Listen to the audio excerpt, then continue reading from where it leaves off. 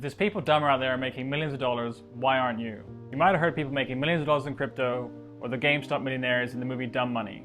I'm sure you know a celebrity or two that doesn't seem too bright. Or billionaires like Richard Branson who struggled in school with dyslexia. Maybe you just wrote them off as lucky. But what exactly is luck?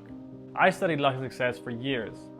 To see what these people have in common, I'm going to break down the 4 key ideas I used to retire at 35. Even before I stopped working at 35, I had more freedom than most people can imagine, because I didn't follow the mainstream beliefs about how much money I needed to retire or how to get there. I learned that success isn't always correlated to classical intelligence. There's lots of smart scientists and academics out there who aren't wealthy and they struggle with money. I learned that time is the most important commodity we have, and the energy that we have to enjoy that time. It didn't make sense to me to try and retire at 60, when my body would have aged from decades of sitting at a desk. I wanted to enjoy life now, but at 20 I found myself working long hours in London just to pay the bills, and it sucked. I grew up poor, I didn't go to school till I was 11, my parents never had jobs, and I stayed home while my friends went on skiing holidays. And I used that anger and frustration to drive my curiosity and obsession. This is the first principle.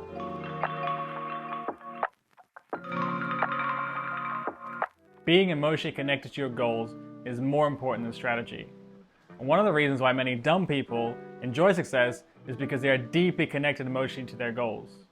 You need the hunger and perseverance to keep moving way past the point where most people would quit and they would settle for less.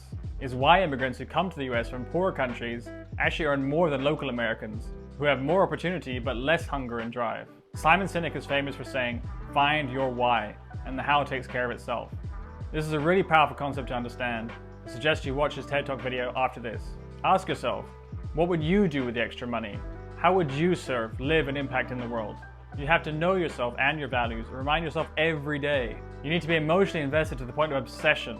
If you want to be rich just so you can live like the people on TV and buy nice things, you won't make it through the hard times you need to get there. And how you perceive failure and respond to it is one of the biggest factors behind success. The modern school system is a big problem because it conditions people to be scared of failure. The story is, if you fail your exams, you won't get a good college or university, and your whole life is over. So people are terrified of failure.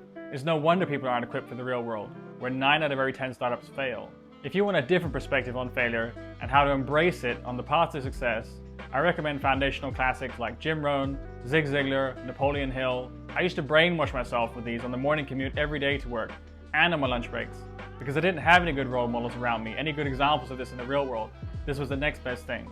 If you don't have a strong enough why, you'll talk yourself out of ever even trying, or you'll give up when things go hard and go back to the security of a stable job with a stable income. This is exactly what schools are designed to produce.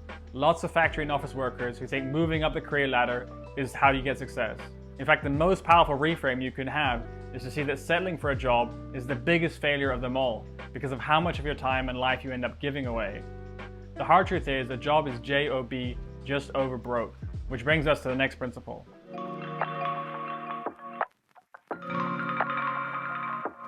You don't need to know everything. Dumb people know they don't know everything. So instead of trying to be smart and protect their ego, they're going to use other people to fill in the gaps. And leveraging other people's time and money instead of setting your own time for money is one of the best wealth hacks. When I started my career, I learned this the hard way. I changed jobs every 6 to 12 months so I could earn more money. I figured it was faster than waiting for a promotion. And I was right in the short term, but eventually I learned 2 things. The first is that the more money I earned, the more responsibility I ended up taking on in the company. This means working longer hours into the evenings, even weekends. Sometimes I'd be months away from home at a client site. I was actually less free, more stressed and tired, and now the government was taking 50% of my income instead of 30. This didn't feel like winning. The second truth is, it's very hard to get rich working for someone else, or saving $5 on coffee like Gary Gensler would have you believe. This is because real wages have significantly underperformed inflation since the 1970s. This has pushed people into getting into more debt just to try and protect their savings for retirement, getting a house, getting a mortgage. But now you have this 30 to 50 year commitment weighing on your mind. It's a huge trap because people are more dependent on their jobs and less likely to take the risk of leaving to start their own business. Never mind once you have a wife and kid relying on you, the chance for your appetite for risk taking is heavily diminished. And the sooner you can see these 2 truths, the sooner you'll start looking for alternatives. And the first obvious one is paying for access to experienced entrepreneurs in the field that you want to enter. Instead of trying for yourself, trial and error, try to be cheap. For example, because I understood the value of investing in property and the stock market, I took lots of courses and seminars to speed up the learning curve. I knew time was the most important, the most scarce resource, so I spent my entire salary every month sometimes, even going to debt sometimes just to learn faster. The best investment you can make is always going to be in yourself, in your mind, your body, your energy. This will always give the best ROI. People who put most of their savings into a bank account, they don't value themselves enough to see this. They've given up on investing themselves as the highest priority. And this is because the system has trained people to seek safety outside of themselves. They're living for the future instead of in the present moment. And people let their money pile up in a savings account, but then they complain how it's too expensive to eat organic food. What I noticed was by spending at the limit of my resources, it actually pushed me even harder to find a way out of the 9-to-5 box to create more wealth. Without this increased demand and need for more money, I would have just stayed at home and watched TV after work like everyone else. The way that most people save is based on scarcity, because they don't believe in themselves enough to generate more money beyond their job. They're trying to work with what they have and project 40 years out with limited resources instead of focusing on how to create more value. Another way to leverage other people's time and money is finding people who are smarter than you. You don't have to do everything alone. I always found it hard to ask for help. I tried to do everything on my own, and because my standards are so high, I took too long to ship new ideas. I also found it hard to sell my ideas because I wasn't passionate enough about what I was doing. I studied computing because I knew it was the future. I could make money with it. I knew it was a safe choice, but I didn't care enough, and this made it hard to grow and scale my business. I learned that perfection is the enemy. You don't have to be good at everything. There's always plenty of people out there who love to sell, and they hate to actually build and deliver what they sell. These are the people I needed. You have to put your ideas out there in the world. Use your voice to find the people that complement your skills and ideas. Technology is another powerful tool we didn't have before. You can leverage and scale your ideas to reach millions of people today, and you need to hire the right people to do this if it's not your expertise. The biggest mistake I've seen lots of smart entrepreneurs make is working in their business instead of on their business. They have even less free time than they did in their 9-to-5 because they didn't put the systems and people in place, and they end up trying to do everything themselves. Now let's talk about luck.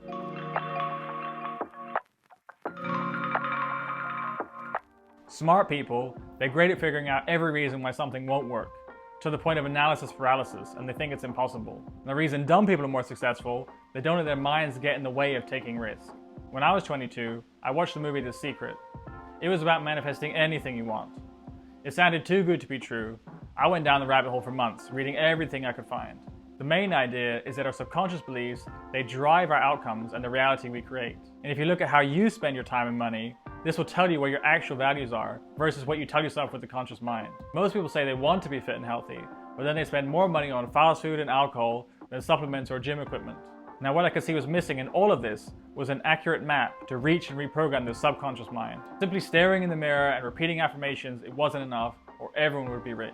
Truthfully, this was something I struggled with for years.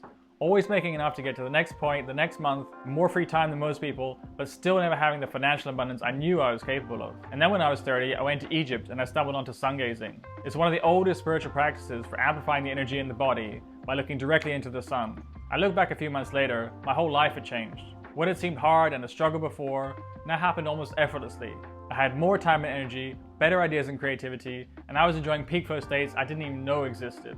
And the connection I discovered later between belief, placebo, and dopamine in creating your own luck is something I've never heard anyone else talk about. Most people know that placebo is something we control for in clinical drug trials because our belief in an outcome has a direct effect on the probability of that outcome happening. It's so real we acknowledge it in the scientific world, but we discount what it means for the rest of our lives, the most important part. The placebo response is actually different in every individual, and is directly correlated to the amount of dopamine in your blood. When I heard on Joe Rogan's podcast with Rhonda Patrick that dopamine and placebo response was higher in people in sunny states, I'd already been sun gazing for years, and now I started to understand the science behind what I was doing. I started to measure the levels of dopamine in my blood and share it with other people to show them what was happening. So what is dopamine? It's the reward hormone that drives us to take risks in the face of uncertain outcomes. And this is an obvious evolutionary advantage in the wild, and the problem is we've lost it today living in the modern world. Because the natural rewards we're designed to be addicted to for our survival, like sun, sex, and sushi, they've been replaced with cheap artificial highs. They hijack and drain your dopamine. Like living indoors with blue light, gambling, porn, fast food, social media. If you drain your dopamine with these junk highs, you won't have enough left to take on new challenges and do the hard things. And being in the sun every day, especially in the morning, is one of the most powerful ways to raise your dopamine in the body. So you have the belief and energy to conquer the day and do the difficult things.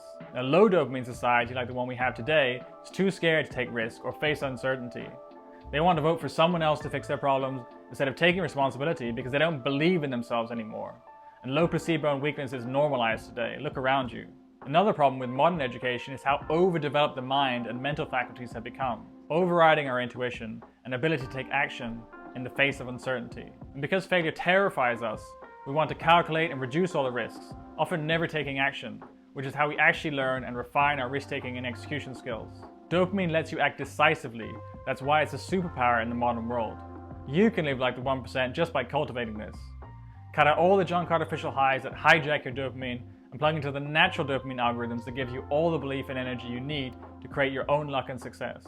Now, when you start manifesting what you want, this is where you have to be even more mindful of what is driving the programs behind your needs and desires. And when you can suddenly get whatever you want, acting impulsively on your free will is going to show you where all the wounds and traumas are in your psyche. Let me explain.